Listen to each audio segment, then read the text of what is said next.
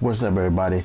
ChrisMagma here. The Washington Commanders have hired Bieniemy to be their assistant head coach and their offensive coordinator. Now, everybody is speculating, like, why did he go to the Washington Commanders? And let me break it down to you, because it's simple. Now, when they were saying they was going to interview Bieniemy, I'm going to call him B. When they said they were going to interview him, I said, in order for him to come here, they're going to have to sweeten the deal. You know, it can't just be, you know, he's going to just be an offensive coordinator over here, even though it would be good for him to get under Andy Reid's shadow. So I said, well, they got to, you know, give him some type of, you know, assistant head coach or something of that nature. And they did. Now, over the years, B, he's been interviewed 15 times, and for some reason, he hasn't been hired. Now, if you didn't know what he looks like, but you go by his resume, you would thinking that he should be automatically hired, you know, without even basically an interview, because, you know, he has 2 Super Bowls right now. You know, they say he has 15 interviews, and I kind of blame Andy Reid for that, you know, because Andy Reid, you know, he every once in a while try to give him credit. You know what I'm saying? He should come out and say, okay, you know, that play that happened right here, that was B. B did that, you know, but he's like, oh yeah, you know, I call plays and B call plays too. You know, he's not basically saying what type of plays, but I blame Andy Reid because it almost seems like he didn't want to lose B. You know, you ever had a job where you were, you know, basically doing everything and probably getting little to no credit, and it's like a dead-end job where you can't even advance to the next level? If you've been in that type of job, then you know, understand where B is coming from. So in order for him to prove himself, he gonna have to go to a system that's like basically already in place. You got 3 good wide receivers. You got Terry McLaurin, you know, that nobody can cover him one-on-one. You got Jahan Dotson, who has, I'm going to say, probably the best hands maybe in NFL. And you have Curtis Samuels that can, you know, shake people out their shoes, can juke people out their shoes. I mean, what more can you ask for? Then you got Antonio Gibson, can come out the backfield. Okay. And then you have Brian Robinson. You know, what more can you ask for in the offense? All they need is get a couple of offensive linemen, and the offense is set. The offense is set. So if you ever had a job where you wanted to advance, but you can't get, you know, you see everyone around you, you know, getting other jobs, getting other jobs, and you interviewing for other jobs, and you wondering why nobody is hiring you. And it's almost like Andy Reid is like blackballing him or sabotaging him. So you have people that had no offensive coordinator experience or no head coaching experience at getting offers from other teams. But this dude right here, you know, I mean, what, he don't fit the profile, you know what I'm saying? He don't look the part. Well, you know, it got to be a reason. So if somebody told you and look, you know, you put all the resumes up and you pick one without seeing him, you know, because, you know, they told me it might have been a bad interview. He might do bad interviews. His resume should speak for itself. It shouldn't even be about the interview. I mean, you got 2 Super Bowls under your belt. You had 1 Super Bowl. I'm guessing most of those trick plays probably came from B. You know what I'm saying? But that's the thing. Andy Reid and Patrick Mahomes is not going to give B the credit. Now, I heard that B, he get plays from like the 70s and 80s and put them in to the offensive, you know, playbook. Somebody have to elevate themselves, leave, go to where it's going to be a new owner, you know, and you know he's going to be calling plays. You ain't going to have it's not going to be a shadow of a doubt that he's calling plays, because, you know, Ron Rivera only sits on the sideline and has his arms folded all the time. So, you know, he ain't calling plays. So, you know, he's going to be the sole play caller. There's going to be not a shadow of a doubt that he's calling plays. So if the plays in the offense is like top 5, then you know it's Eric B doing that. And that's how you have to. And it's a young quarterback that he can groom himself. Take full credit for grooming a quarterback. You got a young quarterback. You got young receivers. You know, you're gonna have a new owner. It just says a multiple year deal. So if you wanted to come here, it couldn't just be 1 year, one and done. You know, because they thinking that when the new owners come in, they're gonna clean house next year. You know what I'm saying? So he had to have some type of insurance that he was gonna be here more than this season coming up. So I think Ron Rivera has 2 more years on his contract, so it might be 2 years. You know, so but we don't know. But I think it's a great move since I don't know when for the Washington Commanders to get a coach like this. You know what I'm saying? From a Super Bowl winning, 2-time Super Bowl winning team.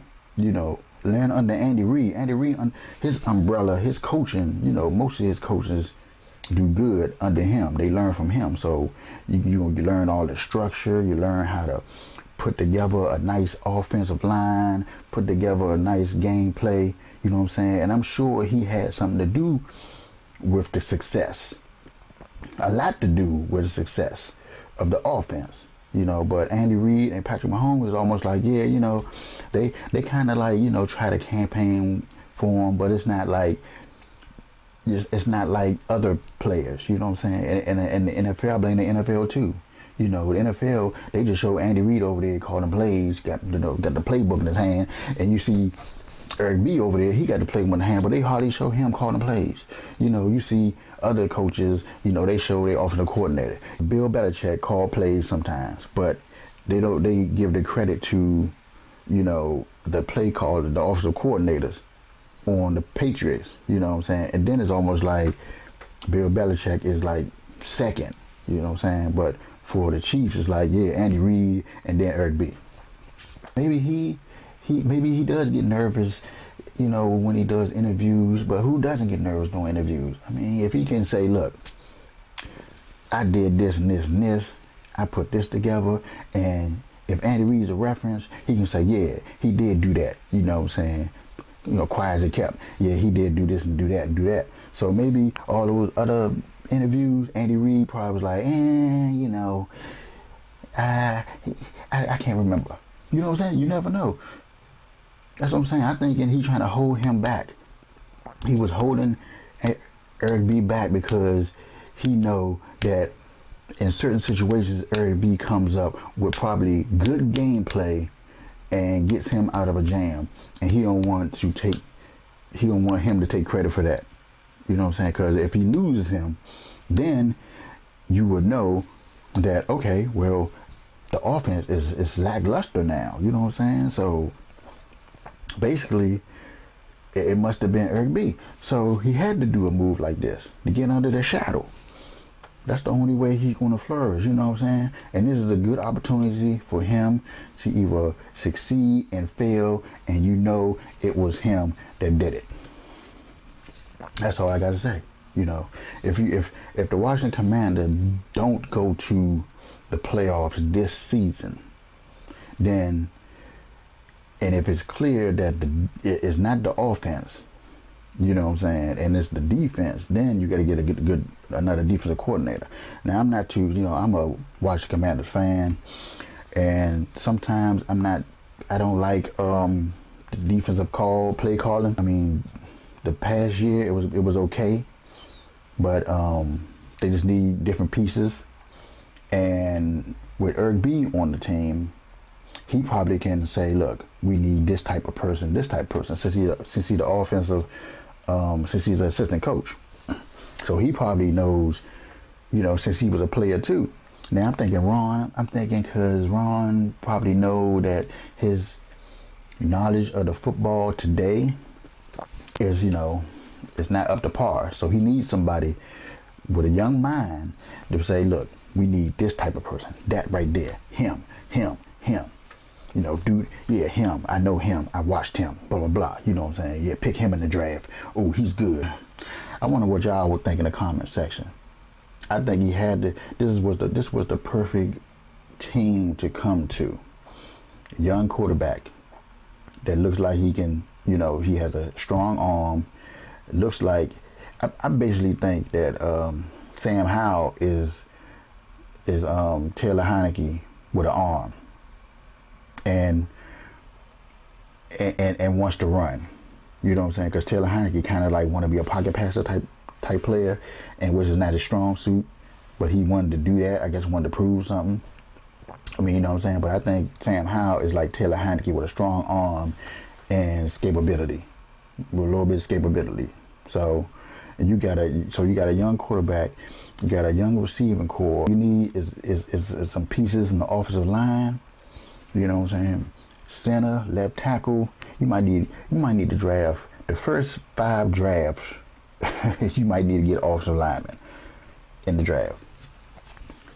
And maybe another running back just in case somebody get hurt or something like that. So, and a tight end. They need a good tight end. We probably ain't gonna find a Kelsey for him, but we need a decent tight end and the one that can block too. So that's all. So that's all. I mean, it's right there. It's right there for him. Basically, he probably thinking if Ron is out, he might get a head coaching job, and this is the only way he can do it. Now, other teams probably wasn't offering this. I'm not sure if they were offering the same amount of money or whatever. But it might have been just this team and one other team that was probably interested in him in the first place, which is crazy. I don't care what y'all think. It probably come down to a few things. I mean, like 1 or 2 things why he didn't get a coaching job after, the first Super Bowl. Like, teams be picking apart Super Bowl teams, and he didn't get an offer. You know what I'm saying? So let me know in the comment section what y'all think. Because I'm happy. Just like the best move that they done did. And I was surprised because I don't know who's making the decisions. I don't know if it's Daniel Snyder's making these decisions, and he's gonna, if he did do this decision, I'm scared he might not sell a team because I want him to sell a team. I'm not sure, but I can't wait for the season. I'm thinking ticket sales are gonna go up because if it's a new owner, we got Eric B, and we barely missed the playoffs this season. So, last season. So I'm excited. Let me know what y'all think. I'm sure I'm gonna have some Cowboy fans or Eagles fans is probably gonna be like, y'all still ain't going nowhere or whatever. Hey, we only can go up.